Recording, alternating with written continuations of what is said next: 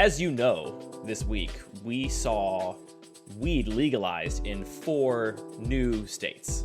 Arizona, that Montana, is true. New Jersey, South Dakota, all legalized recreational marijuana. The old Mary Jane for adults. And one of my favorite Magic memories is you and I were at the bachelor party of a friend of ours, a shared friend.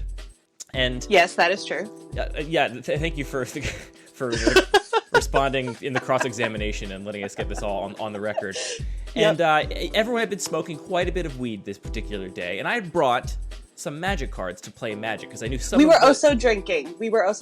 Like we need. Yeah. It was both. Both. We were having a great time. It was all the bachelor party things were happening. They were all going down. And, just right alongside drugs and drinking is, of course, Magic. And so I had brought some Magic cards to share with the group. And there were some people that had already played some Magic, and so I thought maybe I could get people excited about it. And so late in the afternoon, we sat down, and I started explaining the rules, and I got all these cards out, and I was doing my whole shtick. And I love explaining Magic to people. I've taught a lot of people how to play Magic, and I find a lot of joy in sharing what I love about the game with people. And I was talking, just kind of going on and explaining rules and explaining stuff. And then I looked over at some point, and everyone was just kind of glazed over. I had lost the room. And there was one thing in particular that you were just really focused on. And can you tell us what that was? Sure. So when we had decided that we were going to play a game and you suggested we played Magic, and I was like, okay, cool. And you were like, I'm going to explain it to you since you guys have never played it before. So I was like, all right. So you started explaining it, and the way you started was you set all your cards out on the table, like your boxes of cards that were all different colors, and they were all like these perfectly rectangular, like little colored boxes, and then you started opening them. And so I was just like really fixated on the fact that there were so many boxes and that all the boxes had different cards in them for different purposes. And then once you open the box, that's when I completely lost it, because you pulled a card out and the card was not in one sleeve, but the card was double sleeved. And what you said at the time is after I did my whole shtick, you just kind of said, hold on a minute. And the first thing you said was, is every card in a little folder? And I was like, yes, in a way, every card is in a little folder. So like anything you said after the point of you pulling out one card and me realizing that it was double folded, I do not remember. Could not even comprehend. Our friend Mork, our friend, looked at me from across the table and just like mouthed like, are you okay? And I just mouthed back, no. And I just mouthed back, no. The cards are double sleeved. And he was like, what? And I was like, 2 sleeves. I just couldn't get past it, because I'm just imagining like putting cards in one sleeve, and that's already like, that's a big task. Like putting, those little, do you remember in Beanie Babies you had those things to like save the tags in case they were worth money later? I didn't remember that, but just this past year, Hillary's dad had us go through the basement at his house and pull out a bunch of Beanie Babies, and many of them have these little plastic clamshells over the tag to keep it from getting bent or like, the edges messed up. Exactly, because in case Beanie Babies were worth something. So I remember having to put those on to my Beanie Babies and being like, this is so stupid. And it also makes them like terrible to play with because there's this sharp plastic thing. And I was like, this sucks, like putting this thing. And I was just like, whoa, Andy loves his cards so much that it's not in one sleeve, it's in 2 sleeves. So it's like really protected, so that when they're really worth money, they're going to be in pristine condition. And all of these stories were just happening in my head while you were explaining. So if you asked me today to explain to someone how Magic the Gathering worked, I would not be able to tell you how the game works, but I can tell you how to protect your cards and keep them in mint condition if you choose to resale or trade. No Magic was played that day at all. I realized when that was the first question from the peanut gallery that there was not going to be any Magic getting played that afternoon. It was pretty abundantly clear.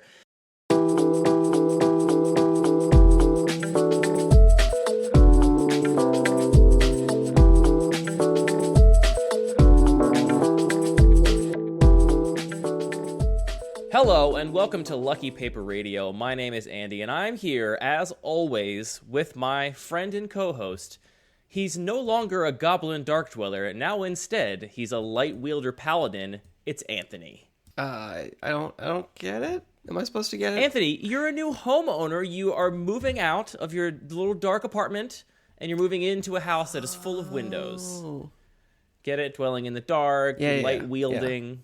Yeah. I'm so excited. I thought that meant that I was supposed to be like a better lawful good character. I remain the same character. Have you considered your D&D alignment? I'd probably go with lawful good. Definitely lawful. I don't think I'm lawful, but I think you probably are lawful. Yeah, I'm too scared. It's a good thing in general. Anthony, congratulations on buying a new house. It's very exciting. Thank you. This house is close to me, too, so I'm also selfishly very excited. It's going to be great. We can play Magic across the park. I will scream out all of my plays. We could play Magic across the park. Maybe we could, get tested and do some pod action. I don't know. We'll figure it out. But I'm just glad you're close by, and you got a new cool house to live in. So congratulations to you. I have a long, long weekend of packing Magic cards into boxes. Yeah, are you going to let the moving company move your Magic cards? Are you going to trust them with those precious commodities? That's what they're here for. I suppose. It is in the name. Yeah. Okay, I see it. I got it. I hear you. You want to move our Magic cards? Actually, how many do you have? Because I forget. Have you ever gotten rid of any of your Magic cards? Oh, of course. But it's a lot of Magic cards. Yeah, I pretty routinely kind of purge my whole trade binder and buy list a bunch of things. I think you are a much wiser and a more sort of collectorly minded person, and so you just things tend to go into your trade binder and maybe not come out. Sure. In the long run, I think it's gonna be good for you. I think it's I don't know. I think your penchant for first edition foils is going to pay off better than my hoarding of uncommons. No, I mean, whenever the floor falls out of Paper Magic, because, it can't last forever. Whenever the floor falls out, the first thing to go is going to be the first edition rare old foils that have 850 times foil multipliers. Those are not going to hold their value when the floor falls out of this. No way. You don't... What? You really think so? Who's going to need a voltaic puncher or a... Okay, yeah, the uncommons, sure, I hear you on that. But also, I just get rid of all of the sort of draft rares that I pick up in drafts or open in packs otherwise, and just turn them all into weird old esoteric cards. I think in the long run, just keeping all those rares is probably better than upgrading to, for example, a foil Nemesis Seal of Fire. Did you know those are $40? Uh-huh. Cool. I assume it's because of Luris. I think Modern Burn plays them with Luris, and so that's why they're $40, which is rude. The one I really want is the foil 7th edition Goblin King, but for some reason, the price when Muxus was printed and popped off, the prices for 7th edition foil Goblin Kings went through the roof, but there is no deck that plays Goblin King and Muxus to my knowledge. Muxus is broken in Historic or Pioneer or one of those formats where Goblin King's not legal. There is no Modern Goblins. Legacy Goblins doesn't play Goblin King, or Legacy Goblins does play Muxus, I think, but I don't think it plays Goblin King. Anyway, I don't understand why the price popped off. It seemed like it just had the word goblin in it, so somebody bought out all the old 7th edition foils. Welcome to capitalism. Yeah.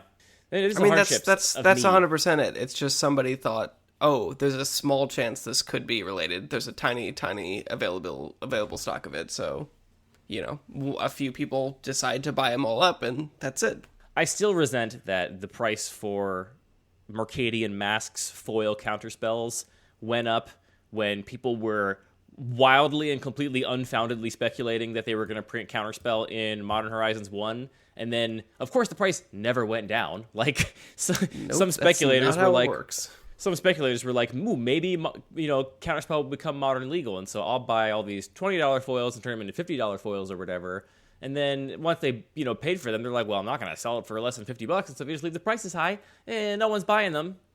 It drives me crazy. Yeah, if you think I have a lot of Magic cards, I can't imagine what the real speculators are working with. Yeah, I'm sure it's just bookshelves and bookshelves and bookshelves. But I've got a couple. I've got a big cardboard box of commons I got to donate to No Land Beyond, our local game store, or some other beneficiary. Maybe I'll hold on to them for a while and just put them in my basement and wait for a child in my life to come of age and decide they're going to pick up the Magic cards. Other than that, like, I'm down to, like, I've got my cubes, I've got my EDH decks, and like one binder, basically, 2 binders actually. I have the reserve list binder and the non-reserve list binder, but I'm keeping my collection tight, you know? Yeah, I've got the blue box, the brown box, the green box, the red box, and unfortunately the gold box just recently split into 2 boxes, and that's feeling a little bit ridiculous to me, so maybe it's time I downsize. You have more gold cards than you do of any single color, or is that a smaller form factor box? Maybe we should save this for our next guest. We have a guest lined up for our next episode, friends, and so we will definitely save the conversation about gold cards for that episode, which is a great time to mention, Anthony. By the time this podcast comes out, by hook or by crook, our survey for Commander Legends will be out. Recurring listeners to the podcast will remember us talking about the Zendikar Rising Cube survey, and the next one is out for Commander Legends, so that will be linked in the show description. But please go there and fill it out if you are testing anything from Commander Legends. I think this is a good time to mention that, you know, we made a decision when we built the surveys to not allow people to submit empty surveys. So if you are testing nothing from Commander Legends, you don't need to go and fill out a survey to affirm that you are in fact testing nothing. And the set, from talking to people in the Cube world, it seems like there are quite a few people that are not testing anything from it. So I think this will be a set where we'll get a sort of lower response rate, but that makes it even more important that if you're listening and you are testing one of these cool Monarch cards or something, that you get at us and tell us what you're testing. I think this is actually going to be a great set for Peasant and Pauper cubes, Anthony, because there's been a lot of very interesting downshifts and cool cards and effects printed at common or uncommon that we have not really seen before at those rarities. Yeah, I also think that even though a lot of people that are testing similar or playing similar cubes to our own are not interested in a lot of the cards here, I think that there's just going to be a lot of people that are building very different cubes that are going to be extremely interested. So I don't know that there's less interest. I think it might just be different interest. Oh, sure. I hope you're right. I want to see what people are doing with these cards. I just mean from talking to people on the Discord and stuff, even people that have different cubes from us, I have not seen a ton of enthusiasm for the set. But you know what? Them's the breaks. Sometimes you get a set that's great. Sometimes you get a set that's not great for your cube, and that's part of the fun, I think. And if you are enthusiastic about this set, let us know. Prove us wrong. Yeah. And also Prove find Andy all of your wrong. other people that are... Yeah, prove me wrong. Make me look foolish. We got 1,000 responses to this survey, and me looking like a pure rube is what we want. On this episode of the show, we are going to be discussing... I'm not sure quite how to put this, Anthony. We're going to be talking about how you might consider the draft portion of the gameplay experience of your cube when you are evaluating cards for inclusion in it. And I'm going to try and make the case to Anthony that I think in the cube design world, there is a bias towards decks, basically. People think about the deck as the canonical representation of what a cube is capable of and how it plays. Like, what does a deck look like in that cube? And it's much harder to talk about the draft, and therefore a lot of important considerations for a card that would get included in a cube are oftentimes not discussed. So stay tuned and see if Anthony agrees with that argument I make to him, or if he calls me out and also makes me look like a pure rube.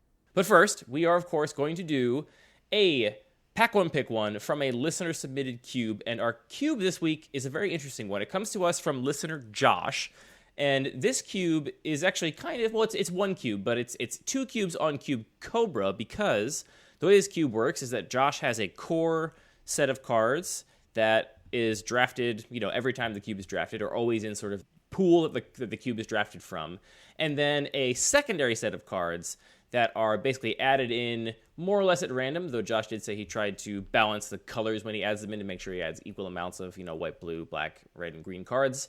But basically it's a way for Josh to get additional variants from a draft of his cube without just making the cube larger and therefore diluting all of the things that are in the sort of core of the cube. So I think it's a very interesting idea, the idea that, like, you know, here's the things that I want to be present more often, and then here's a set of cards that I want to introduce occasionally and, you know, have them show up from time to time because it adds spice or variety, but I don't want them there all the time. And I actually don't know, we got a lot of context for this cube, but I don't actually really know what kinds of cards are in which sections, truly. So I'm not sure why, you know, Josh would have decided to put a card in the expansion instead of the core cube. But we will do a Pack One, Pick One from this and see what we can glean from the cube from that Pack One, Pick One. So, as always, I'm going to read the pack, and what we've done here, just for full transparency, is because this cube is shuffled and composed into packs in a way that we can't do on Cube Cobra.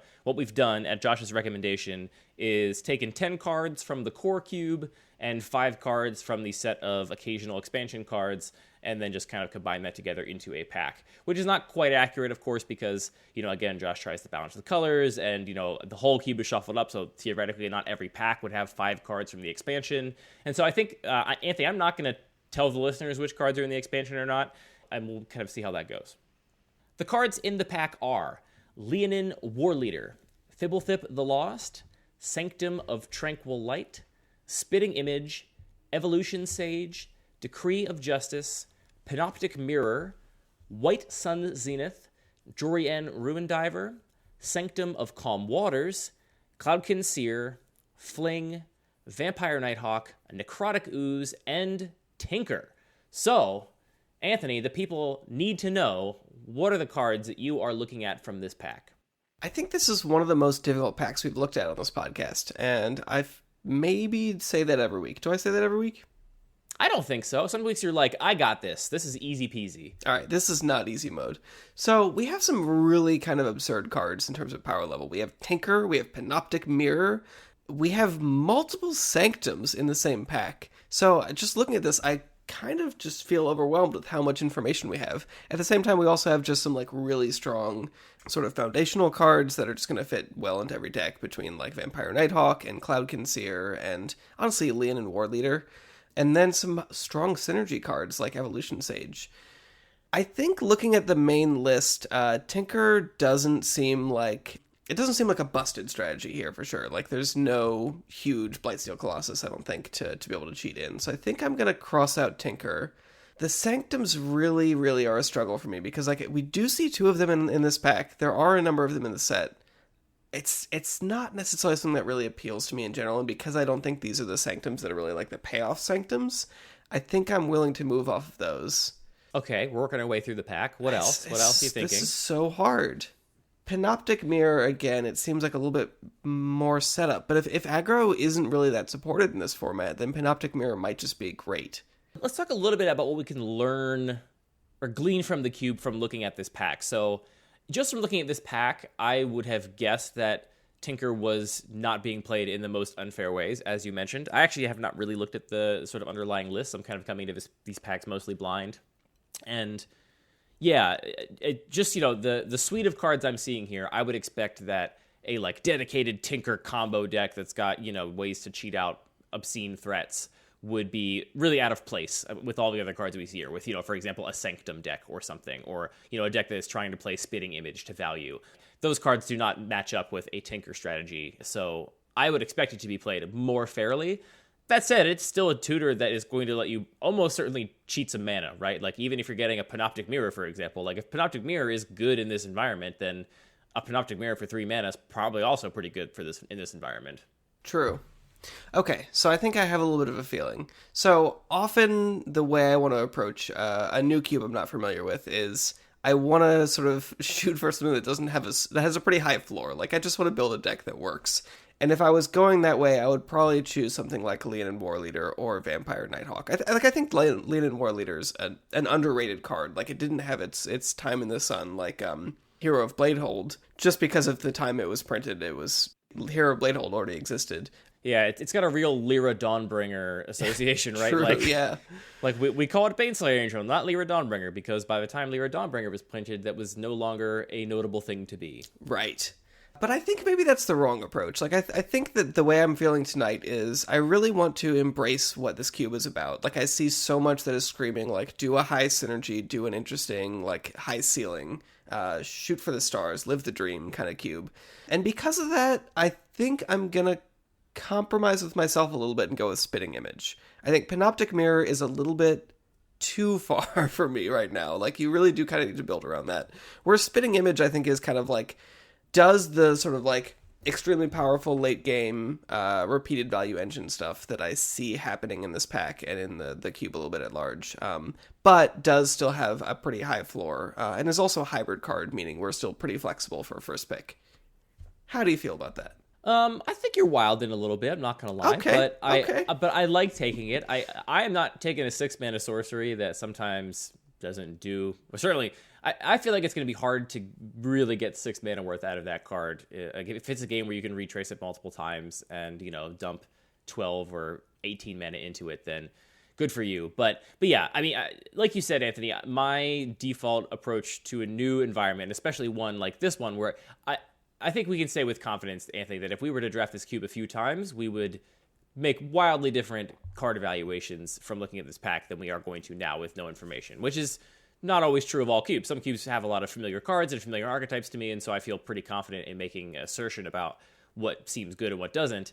But to your point here, I think that, maybe the Sanctum deck is just great, and you're supposed to, take one Sanctum, wheel the other one or something like it. I don't really know. So with that information, I'm going to take something that is reliable, and the cards I'm looking at are ones you've mentioned, like Leonin Warleader. I actually really like Fibblethip and Cloud Concealer quite a bit more than Vampire Nighthawk, I'll say. So it's really like those cards I'm looking at. Decree of Justice, I think, is also a very powerful, potent card, especially when games are a little slower. I think from looking at this pack that there is a sort of creature token theme going on, and the reason I'm happy taking Leonin Warleader is because that happens to be a card that lines up with a quote-unquote theme, but very importantly for me, the baseline is incredible. If you had no other token makers and no benefit from making tokens in your deck, you're still very happy to play a Leonin Warleader in most environments just as a 4/4 that snowballs out of control. So I'm going to take Warleader and maybe go a token thing, maybe just go some kind of mid-range pile. I'm not quite sure yet, but that's where I'm at. Yeah, I think Warleader is definitely a very safe choice here. And like I said, I'm sort of fighting against my... Yeah, I think you made a nice safe choice, you coward. But good safe choice. But I wanna embrace like look at this pack. This pack just says do ridiculous stuff. And even in that context, like Cloud Concealer and Fibblethip, like I want those in the deck with Spitting Image, but it's not necessarily where I want to start. I appreciate your willingness to lean into what the cube is trying to get you to do. And to that end, I wonder, like, one of the cards that stands out most to me here is Necrotic Ooze, which, for those of you not familiar, that's 2 black for a 4/3 creature ooze. And it has the ability, as long as Necrotic Ooze is on the battlefield, it has all activated abilities of all creature cards in all graveyards. And it's a very weird card that most people, if you're familiar with it, either you're familiar with it through EDH or you're familiar with it through some weird, convoluted, broken combos where you can get Pilipala in your graveyard and something has a tap ability and kind of go off and do something. So that's a card that I would be very surprised if I was able to draft a Necrotic Ooze deck in this environment. And from looking at this pack, there is no creature with an activated ability in the pack, so I'm not getting the sense that there's going to be tons of activated abilities running around everywhere. But if I was trying to just do the sweetest thing, I would maybe be looking at Necrotic Ooze. Fair enough. I do have to give a little bit of credit as well to Jorian Rune Diver. I think this is just a really sweet card design. Whenever you cast your second spell, you draw a card. It's a 3-mana 2/3. Everyone loves it. Relevant creature tribes for Definitely. All kinds of decks. I don't want to start with a gold card that isn't like head and shoulders above the rest of the pack, but I do really like this card, and it's been personally a real struggle that I'm probably going to have to cut it from my Wizard EDH deck because they keep printing busted wizards, and I just can't find room for all of them. RIP to a real one. Dear Wizards, stop making such good wizards. I don't have room for you all. It's right in the name. They have to. The one last thing I want to know about this pack before we move on to our normal discussion is just that we see no fixing in this pack, which of course could be a total coincidence, but seeing a lot of cards like this and no fixing, like by cards like this I mean, I don't see anything in this pack that indicates that it would be very strong in an aggro deck, so I'm expecting that pure aggression is not going to be the strategy here. There's a lot of cards that clearly have a high ceiling if built around, or if in the sort of right context, and so I'm expecting this is going to play in a way where you're kind of battling your opponent to build the cool value engine that will be better than whatever value engine they're going to build. Like basically make your card's synergies work in a way that overpowers whatever your opponent's trying to do. And in an environment like that, with very little fixing, that will change how my future picks play out. If I get 4 picks into this cube and I've still seen no fixing, I will be very likely to try and commit very hard to just whatever color seems open and stick with that, as opposed to what I might normally do in a cube like this, which is just kind of take for the first half a pack, just take the coolest, best card out of every pack and see where I ended up, and then kind of go from there, and maybe plan to, play 3 colors or a greedy splash or something because of the lack of aggro. But yeah, with no fixing, that does get harder, or very little fixing, which I can maybe presume there is not that much fixing from looking at this pack. It sounds like what you're saying is that a single card which enables itself without building around it and basically fixes for itself by being hybrid is the right place to be for this pick. Okay, how does Spitting Image enable itself? You need a creature worth copying. Otherwise it doesn't do anything. Any creature. Come on, but we'll you're get going to some play creatures. against the token deck. You're going to play against, there's no removal in this pack. We're going to be fine. You're going to play against me, and I'm just going to do nothing until turn 10. I'm going to cast a White Sun Zenith and make 7 2/2 cat creature tokens, and now it's like, all right, you want to pay 6 mana for your own 2/2? That's all you can do. It's only one way to settle this, Anthony. We got to draft this cube. I'm ready. All right, thank you, Josh, for sending in the pack. I think this is very interesting. I really like Josh's approach to adding more variance to the draft and the cube without just making it larger and larger and larger into no end. So I think it's a very interesting approach, and I'm grateful to have done a pack from it. If you want to have your cube featured on Lucky Paper Radio, that can happen. That can happen for you. We make dreams come true here. Just send it to us via email at mail@luckypaper.co and include your pronouns and how you want to be credited, and we will add it to our big old spreadsheet of cubes to do a pack from in the future. On to the main topic now, Anthony. Here is a theory I want to propose to you, and I want you to either poke holes in it or fawn all over me and tell me I'm brilliant. Those are your 2 options.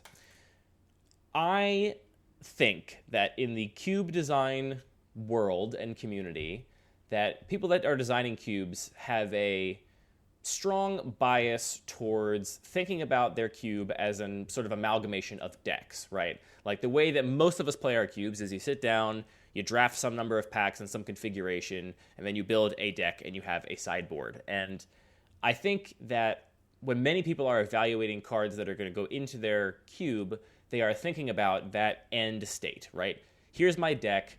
What cards do I wish I had in this deck? What cards do I wish I had in my sideboard? Do they kind of think in that sort of way? I think this is manifested in the way that like people oftentimes talk about their deck is their cube is having like 2 color archetypes, like my blue-white is Blink and my black-red is Aristocrats. I think what people are doing there is describing a deck they intend for people to draft, and that's how they end up thinking about their cube. Like the deck is kind of the transferable unit. And the draft, which is a other component of playing the cube, right? The cube always takes these multiple components. You draft from the packs, you build a deck, and then you play the games. And I think those second 2 things end up getting a lot more attention from cube designers, because if you lose a game because your opponent casts some card, then you're going to be like, well, that card's too good and you want to cut it. Or if you felt like something was unbeatable or the cards in your hand couldn't keep up in the gameplay, then you would sort of evaluate them poorly. If you build your deck and you're unhappy with your curve, you might start thinking about adjusting your cube to sort of change the curve. But I don't feel like people are ever making decisions really about draft picks, right? Like people aren't looking at a pack and saying, well, based on this pack and like this way this draft is going, I need to sort of reevaluate cards for my cube. Does that argument make any sense, Anthony? What were the 2 options again? Well, as I was talking through it, I actually think it's 3. And so like the kind of 3, let's call them 3 spheres in which people evaluate cards for their cube are as the card affects the draft of the cube, as the card affects the decks that are built from the cube, and as the card affects the gameplay of the cube. I think those second 2 spheres, how a card goes into a deck or doesn't go into a deck, and how a card actually plays out over the course of a game, get almost all of the attention from cube designers when they're evaluating cards. And the question of how does this card affect the draft of my cube is often overlooked on account of the fact that the draft of those 3 things is something that happens with private information, right? I mean, you could basically, if you're drafting digitally, you could download draft logs and review them if you wanted to after the draft and get some insight into this experience. But frankly, very few people do that. And when you do, draft logs there's a ton of data. I mean, how many cards do you see over the course of a draft, right? Like, I guess 15 plus 14 plus 13. You see like so many cards that it's a lot of data to sort of digest. It's not as easy as digesting just a screenshot of a deck or just looking at, the record or, a game state of something. Because I think the draft is so opaque to the cube designer, and so variable because the packs are always different. I think it's something that people oftentimes write off and basically don't consider when they are adding cards to their cube or removing cards from their cube. That's all great. I did mean, what are my two options between, I think it was you being a complete idiot and you being a genius? No, I wanted you to either poke holes in this idea and, kind of help me work through it, or just fawn all over me and tell me I'm great. I guess I'm going to have to poke holes in it then. Woohoo! It'd be fun if you just said it was great and we just said, and that was the episode, and we hang up and it's 25 minutes long. I always wish. We'll do that sometime. So I struggle with the sort of question you've posed, because the question really is this undervalued? And I don't feel like I have enough experience with like what the cube community is to say it's undervalued or not. I can definitely say I think that it is extremely important. It's something I think about a lot when I'm designing my own cube. But is it really undervalued? Like, how do you defend that? Sure, yeah, I definitely can't suggest that I represent the cube community as a whole, or I have good insight into what the sort of huge breadth of cube designers out there are doing. But just in all the conversations I see, I don't see it discussed very often. Maybe I'm interested to hear, Anthony, what are the considerations that pertain to the draft specifically that you are thinking about oftentimes for your cube? I mean, what's great about drafting is that you have a lot of choices, and they're actual choices. So LSV was just talking about this on a recent episode of LR. I forget, it might not have been the recent episode. I have not been good about podcasts recently. Like, what's fun about drafting is that your pick order changes as the draft goes on. It's not just a matter of like, memorize this pick order of here's the cards in power level and just take the most powerful card out of the pack, or even like take the most powerful card in the pack and weigh that against like what colors you're sort of falling into. So that's like the easiest way that I think about the draft format, is just like, I want to include as many build arounds as possible, and even like small build arounds and little things that'll pull you into one direction or another, so that your pick order really can change and you can build a lot of unique novel decks. It's not just a matter of saying, yep, you're drafting, blue-red, so you're going to get the blue-red deck that cares only about spells. Maybe you'll be the blue-red deck that cares a little bit more about historic things or artifacts or, drawing 2 cards a turn. And the fact that you can find these nuanced pathways through the draft, that's a lot of fun to me. So I agree, and that's actually one of the things that I have called out here. I made a little sort of note for myself of the things I wanted to touch on about considerations as pertain to the draft when you're making decisions about cards in your cube. And this is one of them, that basically the degree to which you want to enable players to take a risk at the chance of being rewarded by drafting something that requires some internal synergy versus how much you want to minimize that by including cards that only have very high floors and you maybe don't have as much sort of novel interactions with one another.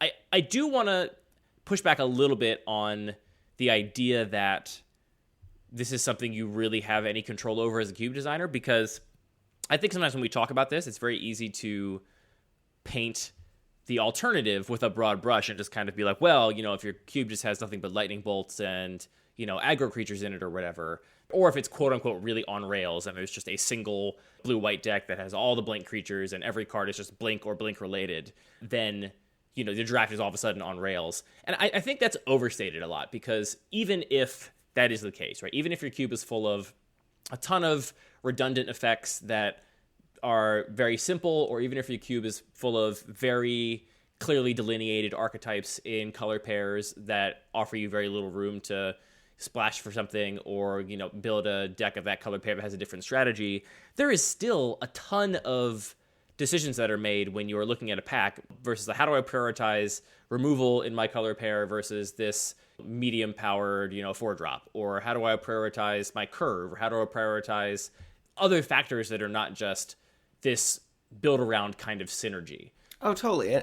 And when we're talking about cube design, like, we are not talking about, or not cube design, but cube playing. We're not talking about solved formats. We're not talking about formats that have had the serious spikes putting in the reps to figure out what those archetypes are. Even if the designer intends for certain things to be viable, that might not even be the case. I mean, I just think back to like the limited formats that felt most on rails, like what are we talking about? Rivals of Ixalan, or regular Ixalan, and Amonkhet. And it still took a dozen drafts to really feel like, okay, now I'm kind of just seeing the same thing over and over, or more. I think that we can really easily overstate that risk. I want to go a step even further than that, though, and suggest that putting a bunch of, like, quote-unquote build-arounds in your cube may not necessarily increase the amount that your pick priorities would change from pack to pack any more than, again, just having nothing but redundant effects in the cube. Because, again, the building a deck is so much more than just picking the cards that are in those color pairs or in that archetype. There's a question of curve and all these other things that are present kind of by the nature of the game. But they lead you in a more fun direction. It's not just a matter of like, okay, I'm drafting the mono red deck. I need a balance of removal and efficient creatures. So like, get there. It's like, ooh, I drafted this one card, and it was one card that took up not much space in the cube. But now it means I get to really prioritize and profit off of these certain other effects that other players might be undervaluing because it doesn't matter to them, and opens up just a completely different experience. We can talk about just cards that are good and then cards that are build-arounds, but everything is on a spectrum. Right. All cards have a floor and a ceiling. And all cards are only able to be evaluated within a context. And what you are doing when you are drafting is you are building the context in which all of your cards will be evaluated, right?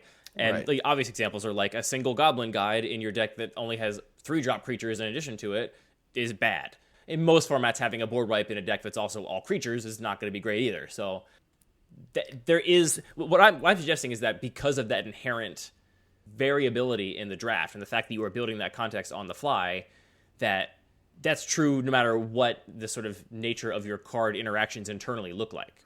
So the spectrum affects all cards differently. Like, some cards have a floor and a ceiling that are very close together, and some that are extremely disparate. And it's very easy for us to, we're too inclined to be binary about things and say, like, well, some things are just good cards and some things are build-arounds.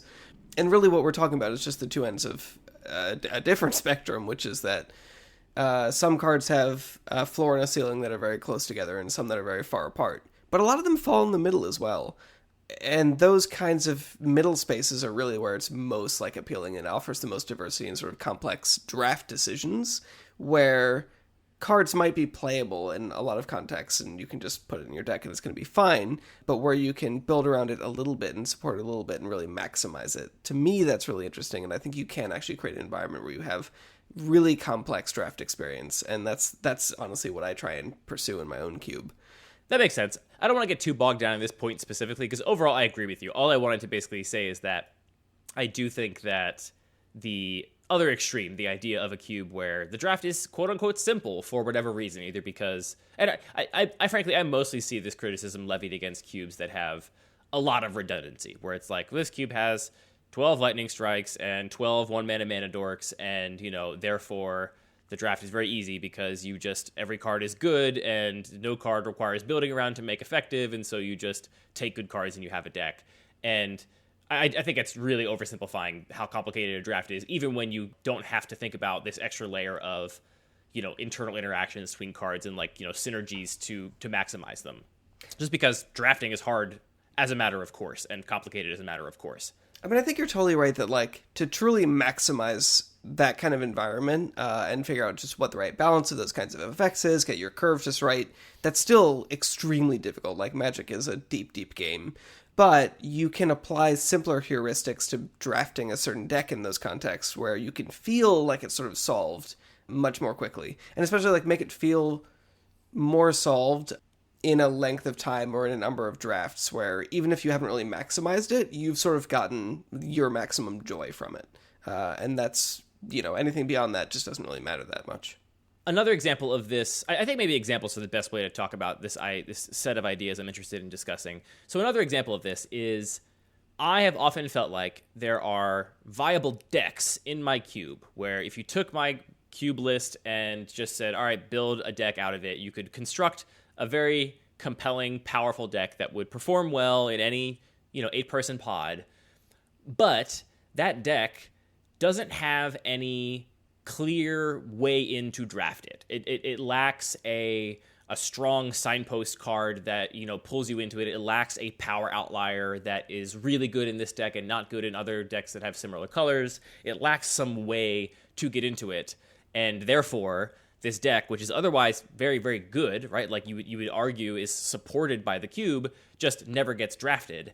And I think that's a very real thing that can happen in a cube, is you have cards that you could theoretically assemble together in a deck that is successful, but will never realistically be drafted that way because of the way a draft is navigated. So, weird question. We're talking about build-arounds as a way to offer a lot of depth to a format where you can say, okay, we can do the first 5 drafts and kind of figure out what each of the color pairs are doing. But for the player that's on their 10th draft, they can say, ooh, well, I have like these 2 cards that care about X. Now I can tweak it a little bit. Maybe the problem of there being archetypes that just aren't that appealing because they don't have those signpost cards is just that we haven't drafted cubes enough. I mean, what I'm saying is we should play more Magic. That's the answer to all problems with Magic. I'm always down to play more Magic, and we don't have to couch. I think we're always skating a line on this show, right? Because what we're talking about is our individual parochial experience playing Cube, and that is limited to our experience. It's biased inherently, and so it's entirely possible that even though I've had, let's say, like 3 to 4 completely different playgroups of people at different times draft my cube, and even though the cube has changed over the years and whatnot, it's entirely possible that if you were to take my main cube and have it be drafted by everybody across the world, that actually this deck that I'm saying is good, that I never observed being drafted, it does come up. People do draft it successfully. It's just that I happen to be playing with all people that don't have a way into that deck and don't sort of see it. But I would posit that, like, if we just kind of step away from the anecdotal experience of an individual draft, I think you can make a logical argument for why that could happen. And that's the argument I just made, right? Like, you could have, and we've talked about Black Aggro on the show before. I think that's a decent example. I think there are plenty of other kinds of decks, the color combinations even, that very rarely get drafted in my cube. And I think it's because those color combinations lack a card to make you want to play that color combination over something else, even though those 2 colors are still very effective together. The other example we've mentioned on the show before, which I'll bring up again, is that before Oko was printed, people never draft blue-green in my cube. Never did. I basically never saw a blue-green deck. It almost never happened. And I think it was because blue-green lacked the tools, or lacked this sort of big, bright beacons to say you should be playing blue-green. If you were playing green, you're more likely to just be mono-green or, splash for red or white or something. And if you were playing blue, you were going to be a control deck and be blue-white or blue-black. And there just wasn't a good reason to be playing that color combination, even though it was perfectly viable, because when I added Oko to my cube, as I've said on the show before, there was always, every single draft, a blue-green draft deck, no matter what. And that deck did very, very well, even though in many games it never drew Oko. Like, Oko was not carrying the whole deck. It's not that that deck needs Oko to be good. It's just that it needs Oko to be drafted. I've observed that a lot, and I think that's something I think about now when I'm trying to imagine a archetype or a kind of deck I want players to be able to draft. One of the things I'm thinking about are, what are the ways that someone ends up drafting this? What are the cards I see 4 picks in or 5 picks into the first pack that I think, okay, this is what I should be doing. I should be drafting this deck. And there are decks I still don't have an answer for, right? Like, I can't think of a good reason why someone would end up choosing to draft a black-red aggro deck in my cube, even though I think it would be perfectly powerful and could do really, really well. It's just that people aren't going to go like, well, I got a Thoughtseize and I got a Goblin Guide, so I guess I'm black-red aggro, because both those cards would more quickly pull you into other directions.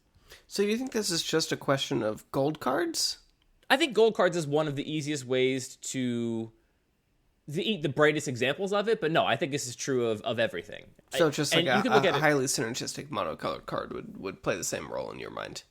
Not even necessarily highly synergistic. So another thing that happens that I've observed in cube drafts is very oftentimes you can see a pattern of an individual color being split up amongst more drafters than other individual colors. You've noted before that basically anytime anyone drafts your cube, there's like 5 blue decks at the table, which is something you've observed about your own cube before. And of course, that could be anecdotal, but I honestly think what that could come down to is just that color has more cards in that sort of color column that feel like they are a signal that color is open. And so the result is just that color is spread out more. It's not that those decks are better for having a little bit of blue in them or whatever. It's just that those cards felt like signals in the packs. And I was doing a little thought exercise, and I think I do like to avoid binaries because, as you mentioned before, like almost everything in Magic is a spectrum, and to ever like put something into a binary bucket is not particularly productive. But one example where I think it is kind of useful, and I do subconsciously put things into kind of binaries in my head, is that I could tell you for any given card in my cube pretty quickly and just intuitively whether or not I would consider that card a signal that that color is open versus a card I would just expect to get in that color pair once I was already established in that color pair. You know, like basically the difference between like A or a B in the limited resources, you know, card grade, or a C, or C or below.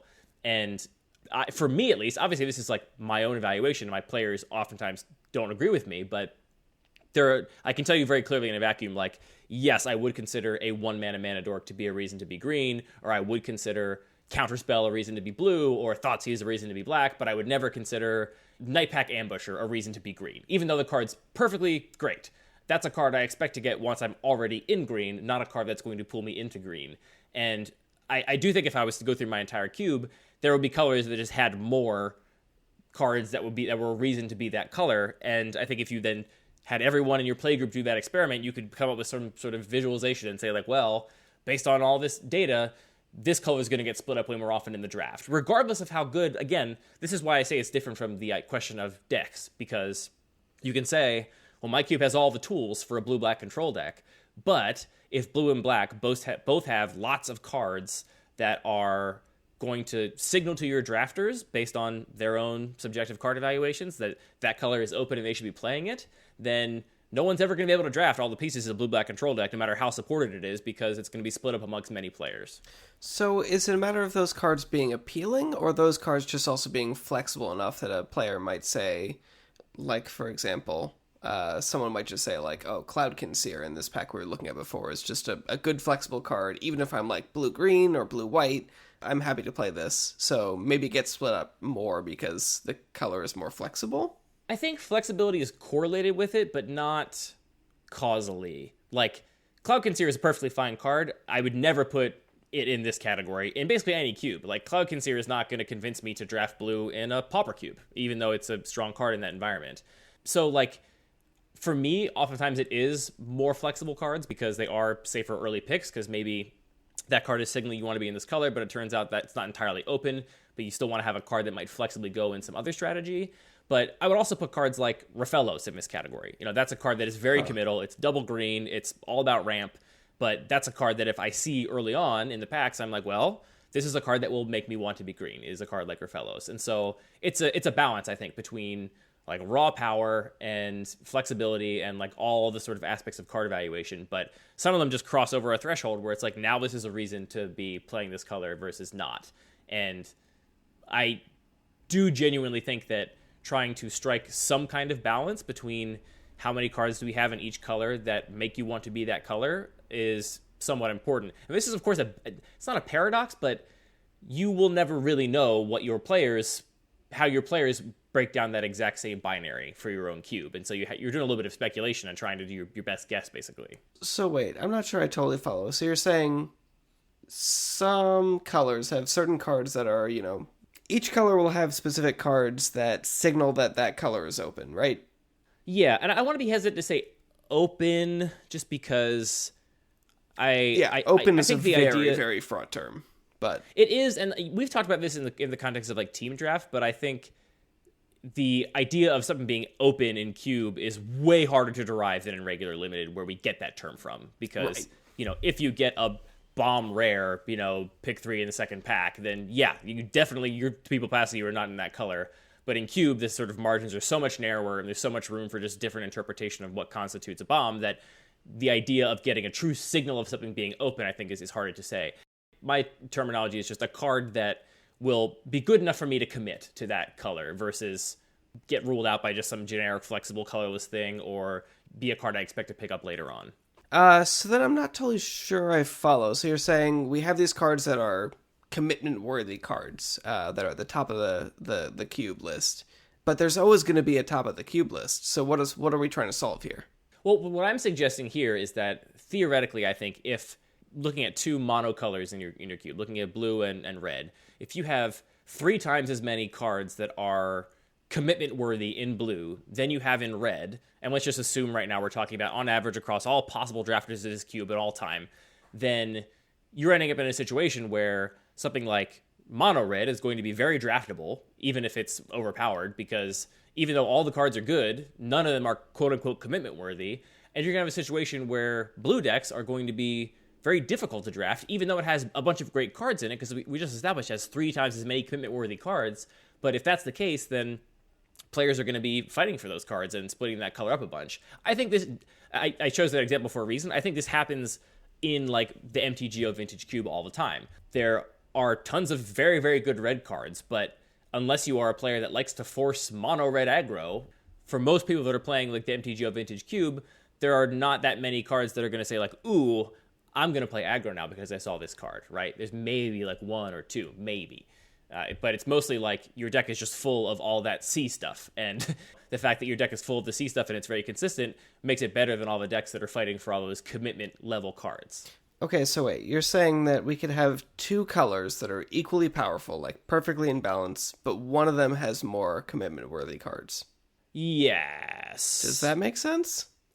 I guess what I'm trying to point out is that there are so many ways you can think about how a cube could theoretically be in balance.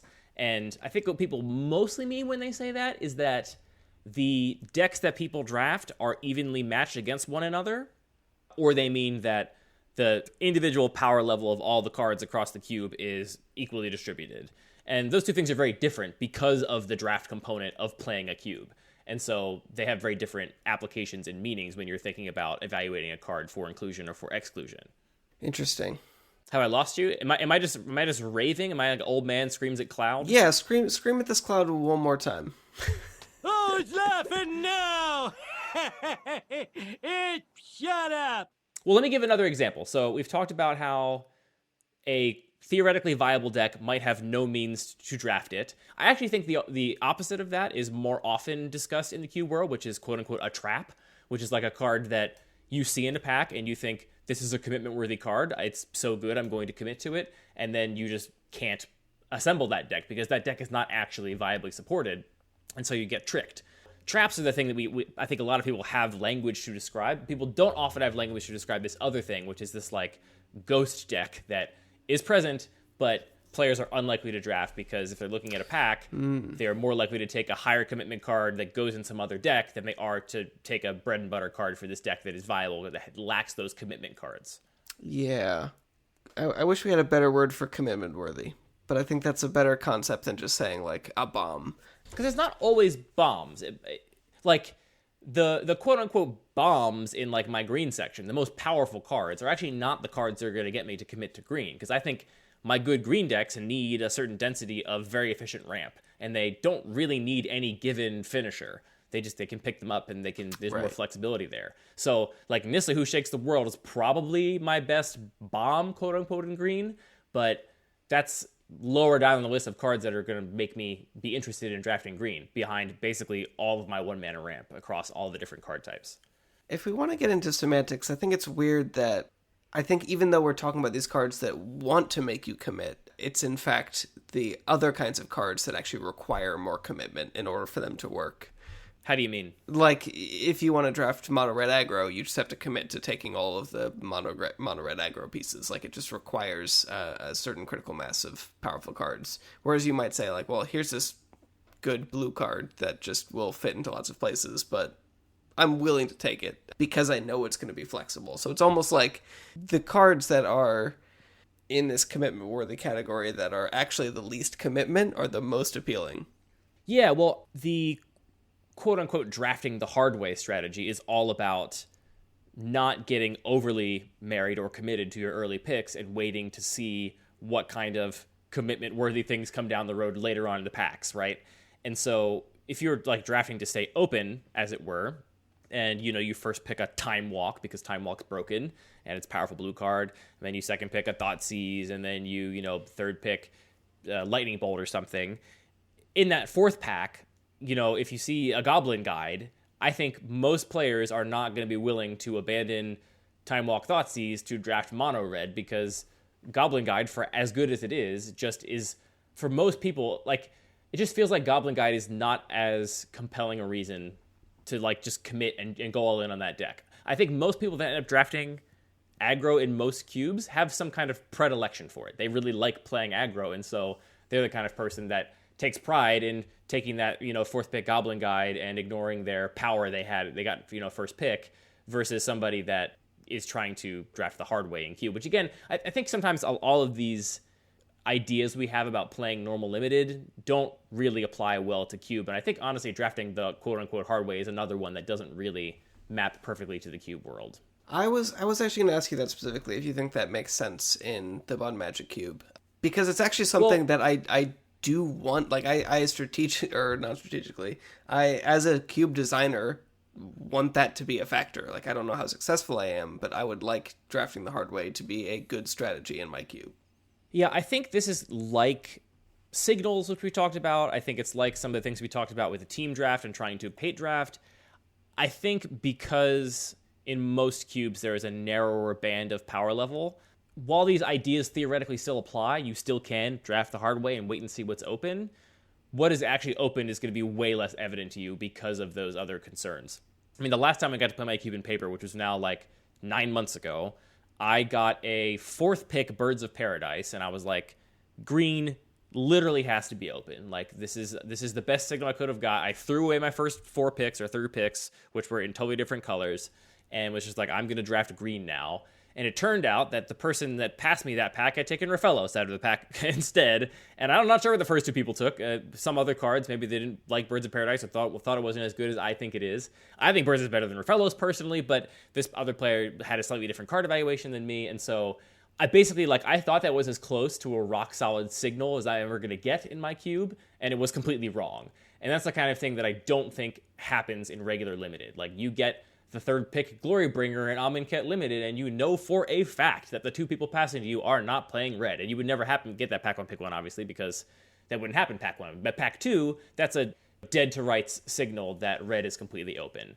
Otherwise, talking about just getting very high value removal spells or, other kinds of less rare but still very, very potent effects in a limited draft, is a much better signal that is actually open and allows you to actually apply the idea of drafting the hard way more effectively than you can in cube, I think. All right, you preempted all my questions. Anecdotally, from watching a lot of cube drafters or streamers play cubes on their Twitch streams or on YouTube videos. Did you say extremers? I said streamers. Oh, okay. I'm going to be the first extremer. Blaze that territory, man. Draft cube while snowboarding. Draft cube with a GoPro attached to your head. And while slamming Monster Energy drink. Parkour! Michael, parkour! Parkour!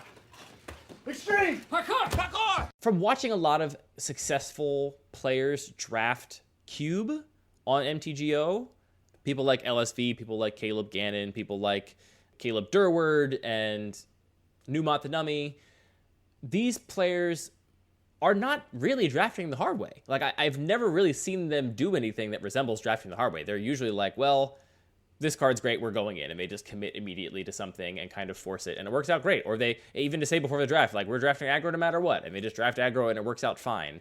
Which I don't think works in normal limited the same way it does in cube, just because of that, again, that greater band of power level difference.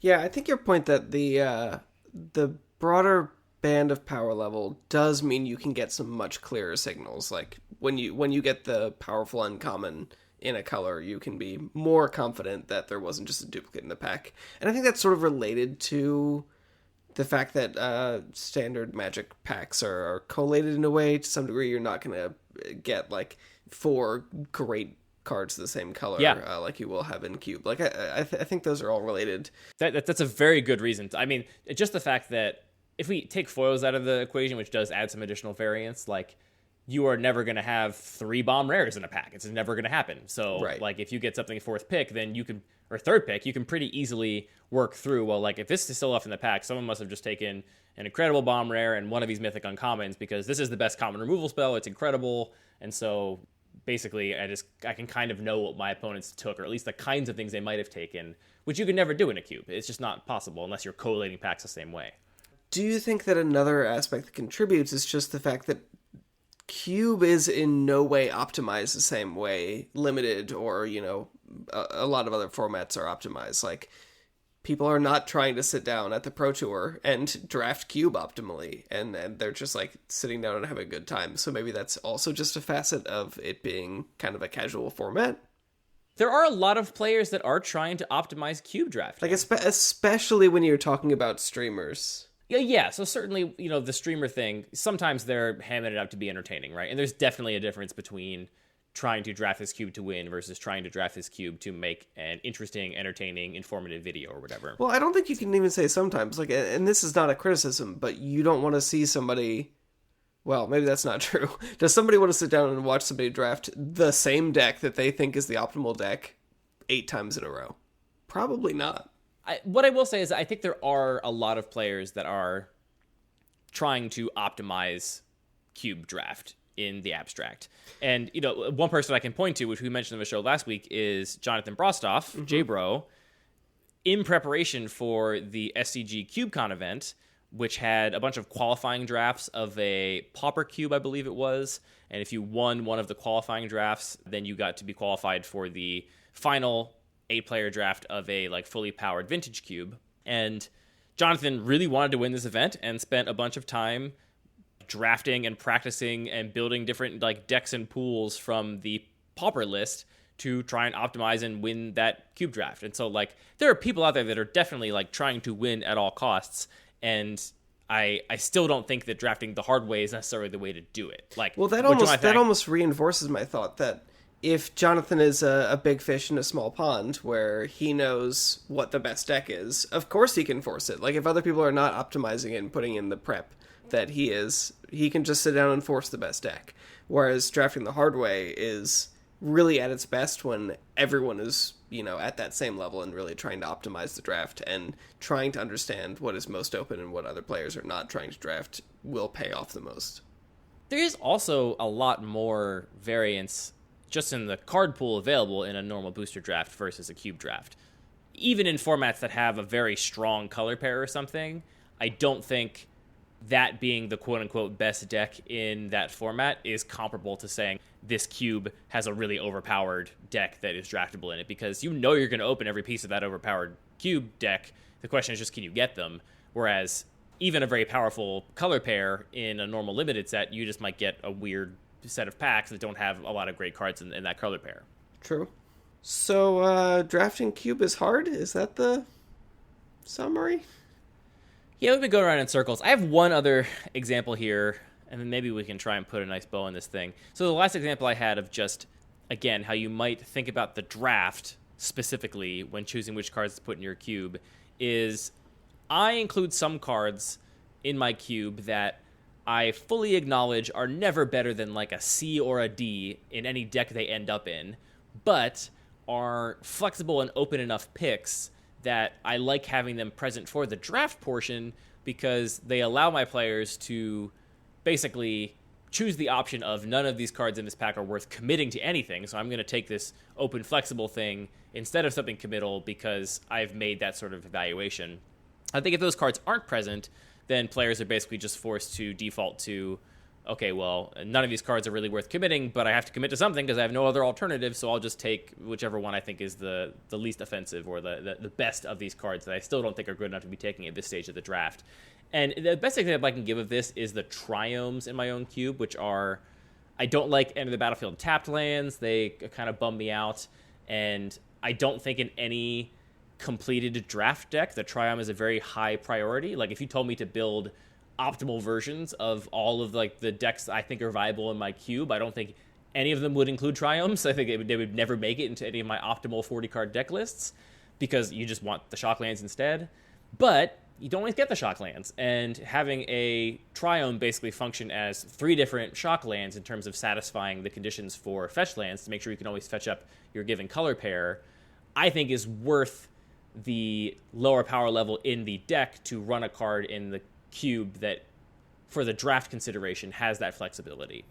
That's the thing I try to advocate for sometimes, is that people will say, oh, this card's garbage, I never want it in my deck, why would I put it in my cube? And it's well, you put it in your cube because you don't always get to draft your perfect deck, and giving your players options to audible into different things, to take open picks, to stay flexible, gives them more decisions to make in the draft that are more challenging, to your point.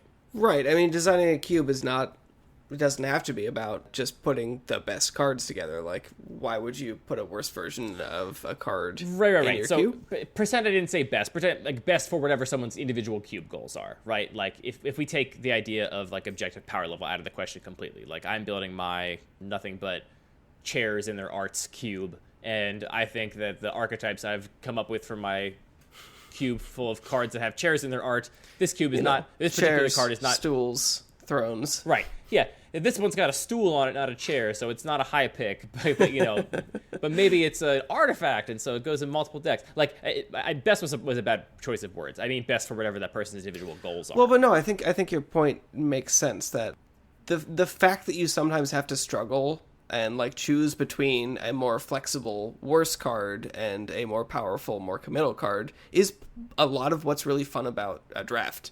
And I think, you know, this is something we talked about a few weeks ago that we both really enjoyed, Brian David Marshall's discussion on limited resources about why bad cards are fun and like why playing a quote-unquote worse set, like a less powerful set, is a lot of fun. That was a real tension where you were not sure if you were actually going to even hit playables. And in so many recent limited environments, and if you're going to design a cube, it's very easy for this to happen as well, where you're just going to end up with tons of playables. So the kind of like 23rd card is not even a consideration because you're going to end up with 28 playables. That's definitely something that I personally think about when designing my cube. Is I kind of want to make that part of the tension where there are these more flexible cards that bridge multiple archetypes and might end up in your deck because you do need to be able to hit a number of cards. I think one of my opinions that has changed most about cube over time is my understanding of the overall arc of the power level in a cube. Like when my first introduction to cube was like, oh, it's a flat power level. Like every card is good, so you just get to make more decisions about which cards you want to play, and you know you're never stuck with junky cards, which sounds appealing in the abstract, but for all the reasons we've mentioned, if the power level is actually flat, then that really makes the draft kind of it takes a lot of interest out of the draft to just be like, well, all these cards are good. I can kind of pick any color pair I want and just kind of force a deck and just end up with a bunch of strong playables because they're all flexible or whatever. Having that tension, having some of those cards that are stronger or weaker or have lower floors or higher ceilings really makes the draft more interesting. And or, so, you know, now good picks earlier in the draft because they're worse but more flexible. I think that's an awesome tension. Yeah. The one other thing I want to mention here before we wrap up is something you alluded to very briefly, which is cards that take up very little space in the cube but can have a profound impact on the available drafted decks. And you were kind of talking about build-arounds and how, like, if you just include a couple cards that care about artifacts or that care about +1/+1 counters or something, then you can have somebody draft a deck that looks very different in the same color pair, is maybe using 75% of cards that are more generic, but with these addition of a few cards, the deck changes completely. I found that to be true even in the most extreme sense, that there are a couple cards in my cube that, again, would probably never be in any of my optimal 40-card builds of any of my draftable decks in my cube, but I think for their presence make entire archetypes possible to be drafted. And some of them are like more traditional build-arounds. Like I would put something like Upheaval in this category, which is a very powerful card. There probably is a 40-card deck somewhere that has Upheaval in it that I would count as one of the best decks in my cube. But there's also cards like Golos, which I replaced Wurmcoil Engine for Golos, which I think we talked about that change on this show. And on this very it's really show? because not this episode of this show, on this podcast, on this some episode in the past. On this very podcast? You're trolling me, boy. A little bit. You being a goblin or a troll, dark. Anyway, Golos's presence in a cube list means that some players that want to draft a 5-color deck can do so, or they can stretch from a 3-color deck into a 5-color deck and just like have that little additional depth. And I'm very often willing to give up a slot. And I say give up a slot because Golos is not on power level a card I'm interested in running, but I'm willing to, make my card 359 cards that are on power level cards that I think are worth running, because that card does such interesting things in the draft, in that it makes people draft very differently if they value that card and get it and decide they're going to sort of go that direction. And so I like cards like that, even though they are, sometimes they're not working in to serve my stated goals of, optimizing aggro, mid-range, and control, and making my deck kind of the most powerful, fair strategy cube that you can possibly have. Goalless. Are there any cards like that in your cube, like single cards that you think oftentimes don't get there, but sometimes will change your entire draft just on the back of one card? I'm going to have to bring up the list. I think there are a million. So like I said, I like to try and strike a little bit of a balance where any given deck is usually going to be composed of a couple little synergies. So it's not like you're going all in on a couple build-arounds, but you're emphasizing one way or another because I really just want to add as much depth to the draft as possible. But definitely some things like Sai Master Thopterist and Jehoira and basically all of the other commanders that I've ever built that I've just jammed into my cube. I was going to say the one that really comes to mind for me is Archfiend of Ifnir. That one has a really good floor, but that's a card where it's like, if I get that early-ish, I am going to really prioritize stuff with cycling or discard effects quite a bit higher than I would otherwise, and you can end up with a cycling deck in your cube when you have no other cycling support. But Archfiend of Ifnir gets there, and there's plenty of cycling cards that are just playable on their own as a baseline that you can all of a sudden have a whole deck that comes out of nowhere. Archfiend of Ifnir is a weird personal favorite. It is a weird outlier in terms of power level in my cube. It's been on the watch list and in the cube since I built it, and it's always just stayed there. Don't cut it. But I think I think that's one of the fun things about Cube also, that you can like really lean into supporting something that is otherwise maybe weaker in Constructed or in whatever other format you might play it. But you can also sort of tone things down, and I think you legitimately need to work a little bit to make Archfiend of Ifnir really, really strong in my cube. And that's been fun. Yeah, like that's a card that sometimes it's kind of broken, and it's like, well, you did it, And I don't know. I think it's okay to have a card that sometimes is broken because somebody really committed and made something work and adjusted their pick orders and got the cycling deck that has Archfiend in it. You want players to feel like they got there sometimes. Yeah, I'm accepting of some non-games when someone really gets there on some kind of archetype or synergy. I think that's a perfectly acceptable part of the variance of Magic. All right, we got to call it there. It's getting late. You got to pack up for your big move to your new house. It's very exciting stuff. Thank you for listening to Lucky Paper Radio. This next week, we're going to be bringing you an episode all about Commander Legends, where we will be joined by a special guest, which you will find out about next week. And so between now and then, go check out our Commander Legends survey, which again, I'll put link in the show notes, but the actual link is luckypaper.co/survey/CMR. So you can find our survey there. We'll probably have it open for a couple of weeks, maybe a week and a half or so. So if you are testing cards from this set, please give us a response. I'm especially interested to hear from people that are playing Pauper and Peasant cubes, because I think this is a good set for y'all, where it might not be for some of the rest of us. But we will see. That's why we do the survey. That's it. That's the end of the show. Thank you for listening, and thank you, Anthony, for talking about Magic with me. I've been staring at Decree of Justice all episode. Is that Corona the False God on this rock? Yeah, of course it is. That's the shadow of Corona. Huh. I wonder what that's about.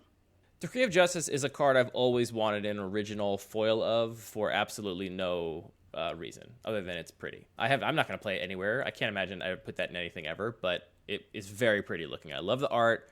I love old foils, so maybe I'll just, get one. Hey, you know what? It's a collectible trading card game. That is part of the game. I came very close last week. I did pick up some cards for my other cube, which we'll talk about at some point on this show this week online. And I had in my cart, I had added, based on our conversation last week, an original foil Route, just because I do think Route is a very cool card, and it has an old frame original foil with some weirdly graphic art, and I was like, I kind of want this, but I don't think it's worth $11. So I put it in the save for later section, and maybe I'll get that Route for myself someday.